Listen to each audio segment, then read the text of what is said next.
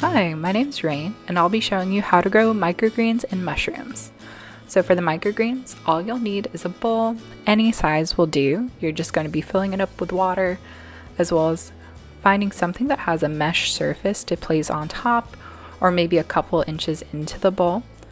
I found something that fits my bowl perfectly, so I'm just going to leave it on top so that as I put the seeds right on top of here, the water can touch them underneath, and you can just sprinkle them on.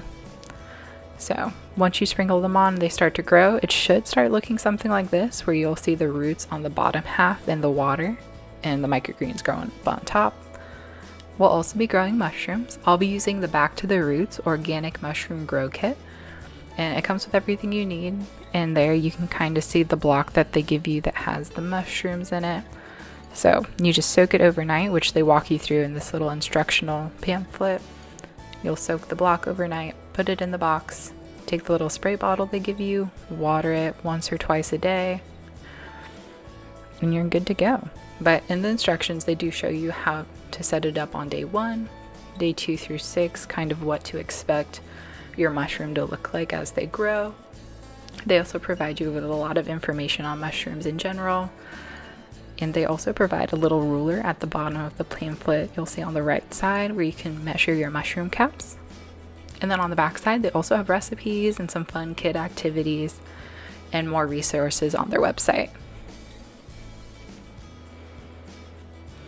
So here is our first day, or day 0, where we've just put the seeds on. You can see the water peeking through for the microgreens. This right side has all of our mustard seeds, as well as I thought I bought 2 packs of mustard seeds, but I actually also have mixed greens, so we'll be experimenting with that one on the left side, as well as we also have our mushrooms set up over here as well. So here's day 1, not too much of a difference, but the roots are peeking through the mesh now, as well as on day 2 you definitely see a color difference. In day 3 the leaves start poking through, as well as we can look at the roots and we see that they've gotten a little bit of length on them. Day 4, both sides are growing now. They look great. Day 6, they've doubled in size. And here is day 8, which this is about max height that they reached, although I let them grow until this is day 14. So the roots definitely got a lot of length on them. But I figured it'd been 2 weeks.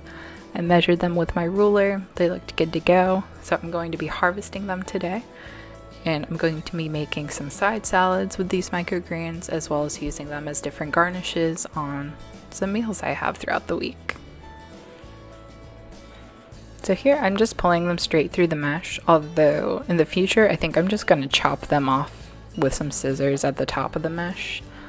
But here's one of the side salads I made this week with the microgreens. So now we have our mushrooms. They didn't appear until day 4, which was fine, because then they started doubling in size each day, as you can see from day 5 to day 6. They look really cool. It was a lot of fun watching these grow.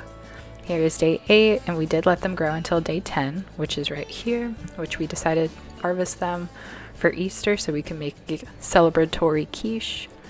So as you can see here, for harvesting them, we just kind of pinched them at the base of the box and just kind of twisted them off and pulled them off gently. Here's a good cluster of them. And then from there we just kind of chopped them up and threw them into our quiche mixture. One reason I wanted to show y'all how to grow your own food at home is because of how food miles impact our planet. On average, your food travels about 1,500 to 2,500 miles, which leads to a lot of greenhouse gas emissions, which are heating up our planet and hurting our environment. But by growing our own food at home and buying from local farmers, we can cut down on those food miles and help our planet and have some fun along the way.